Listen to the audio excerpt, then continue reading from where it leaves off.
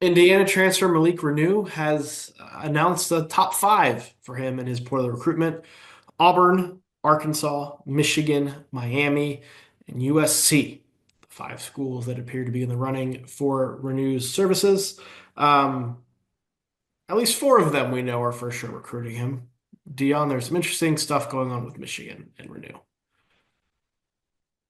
It's so Davis Mosley tweeted out 44 minutes ago at the time of recording. He goes, "Update: Michigan is unequivocally not recruiting Malik Reneau. Sources have confirmed to me Michigan is not involved with the Indiana transfer. They are focused elsewhere. Michigan fans, though," he also tweeted out shortly after, "expecting good news for the Wolverines at some point today. Big news, not April Fools." Um, so, I mean, clearly not in on Malik Reneau, it sounds like. And it sounds like whoever they're in on that he's referring to in that tweet, they might be getting a commitment from as quickly as today. I will say this. Maybe they were in on Malik Reneau. Malik Reneau couldn't be a worse fit next to Cadeau. And I think the Cadeau, like the Cadeau commitment is probably what made them like decide to pull back a little bit potentially. Yeah, so there are two possibilities here, right? Where Reneau is making stuff up and is like, you know what, I'd like to go to Michigan. Look what they just did with two bigs. That sounds good. Put on my top five, even though I haven't heard from them at all. That's one possibility. The other possibility is Michigan was showing some interest and either decided that not a good fit with Cadeau and some of the guys that they're going after, or he was maybe number two, number three on their big man list, and they're gonna get, or they feel better about their chances of getting a top guy, and so they've stopped recruiting him. I think both are fair. What top like Badunga? I mean, you would take Badunga over Renew. Oh yeah. I think you would take Henry Vasar over Renew. Sneaky one. Sneaky one. And I don't know if these two like are necessarily like you have to choose between the two. A Day Mara. Morez Johnson. Yeah, that's my guy. Pigtails is my dog, by the way. So there, it's certainly possible. So we won't break down the Michigan fit here. Um, which of these fits interest you the most of the other four? Auburn, Arkansas, Miami, USC. I don't want him at Auburn. I know that much. I'm not huge on Malik Reneau, if you can't tell. I think he's a phenomenal player. I've always said this though. If he's unwilling to play the five, I think your team has a ceiling. And I think your team has a ceiling that you don't necessarily want it to have. So I guess some of it comes down to like where he's at and what he would like to do, as well as where these schools are at. Um, Arkansas, I'm not sure where he fits in there. I like Miami a ton. With Jay Lucas, you're kind of like the focal point of his very first recruiting class.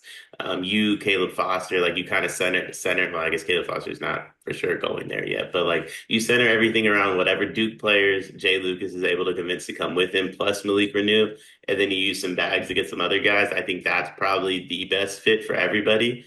Um, but I mean, honestly though, like, hey, if he develops a little bit of a 3-point shot, there's a little Janai Broom there. There's a little, if you squint. If you squint, I think you could talk yourself into it. Um, I don't know if I would. I think Renew. You have to run this mental debate with Renew because he showed flashes, he showed inconsistency. How much of that is him as a player? How much of that is the fact that Mike Woodson wanted to play as many bigs on the court at a time and spacing was terrible, right? You go to Auburn, you go to Miami more than likely, you're going to have spacing. USC and Arkansas are more interesting to me from fit standpoint because USC had no shooting last year. Arkansas still runs a mid 2000s offense, and they like having two bigs on the court, which is great and fine. That's going to be more similar to kind of the style we saw him play at Indiana, and I don't.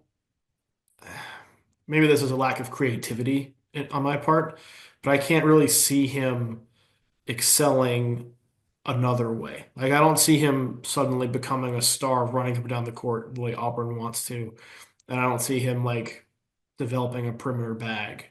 the way other teams may want. Like I see him truly as a post-centric physical big man who probably needs to play the five.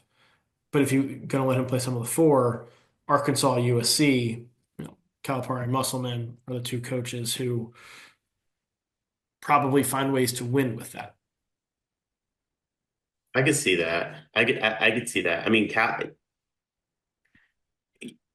as crazy as this sounds, you're always going to want to play for Cal to some extent, right? Like there's always going to be that element of like, what can Cal do with me because of who he got to the next level. Um, Musselman, I guess you could make that same similar argument for, slightly, but yeah, I don't know. Personally, if Michigan makes the most sense from a roster construction standpoint at the moment, and they don't want him. So the second best team, in my opinion, roster construction wise, would be Miami. I think Malik Reneau is a guy you have to build around. You don't. He doesn't fit into a team necessarily, just because of the lack of shooting makes it really tough. If you build around him, though, what's your ceiling as a team? Well, that's yeah. I mean, that's kind of like that. That's the Malik Reneau conundrum, right? Where Yeah. it's like if he's trying to fit in with you, he won't, which is going to cause issues. And then if you try to build around him, I mean, I don't know, first weekend, maybe second weekend, depending on what else you get. But again, like if you're sitting down, and I say this about all the portal guys because they all have flaws. There's a reason people are in the portal, right? As much as we love the portal, there is a reason they're there. If he's willing to play the five and or if he goes to Auburn and is like, I'll do some little super bench role where it's like I'm your first guy off the bench and I play a lot of minutes off the bench, like it's a whole different conversation, I would say, if he's willing to do one of those two things. But if he wants to play the four, for sure, you have to build around him. You have to. In modern day basketball, it's just really tough. Really tough to win games if you don't have spacing out there. Where would you like to see him? Like on this list, which one would you pick if you were Malik Reneau or you were Malik Renew's most trusted advisor? Where would you want him to play? I think if I was telling Malik Reneau, like, do we think Malik Reneau wants to play at the next level? Just out of curiosity. I think everybody wants to play at the next level. Fair, but like, let's take like a Hunter Dickinson, right? I think when Hunter Dickinson came back for his fifth year, I think he kind of knew, like that's a little far fetched at this point. That's why he's coming back. Do you think Wait, was Renew's it was it that or was it the sudden appearances on CBS doing, basketball analysis broadcasting? But do we think Renew's at that point in his career where he's like, that's a little far fetched? Or do we think he's at the point where he's like, I'm 1 year away from being on draft boards? I think he thinks he's 1 year away from being on draft boards because his sophomore year, he averaged almost 15 and a half points, 6 boards, 2.7 assists. There was hope for a breakout. And then I think you can look at this past year as just being a Mike Woodson wash. And so I think you're looking at one last chance to really prove yourself. I would say then he should go to Auburn. I firmly believe this. I think the reason a lot of guys are making the next level now is they're showing in college that they're willing to play the role that they would in the NBA.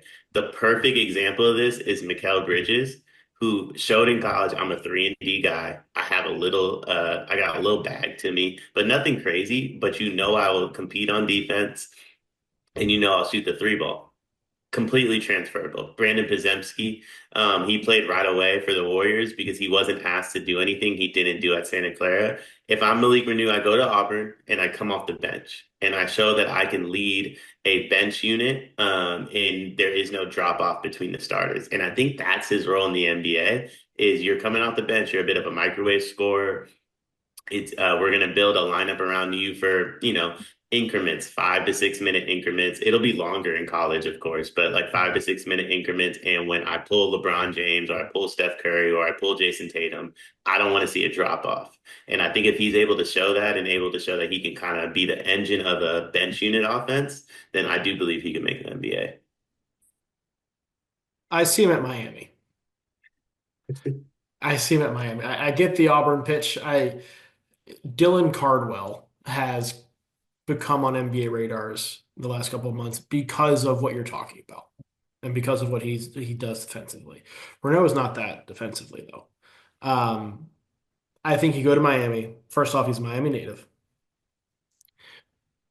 Jay Lucas needs a roster and needs talent, right? And so I think you're going to have more opportunities to show more of what you can do at Miami because he was kind of pigeonholed into a role that may or may not have fit him the best at Indiana, right? Where there was a little bit of jamming the square peg into a round hole because we're going to play lots of bigs.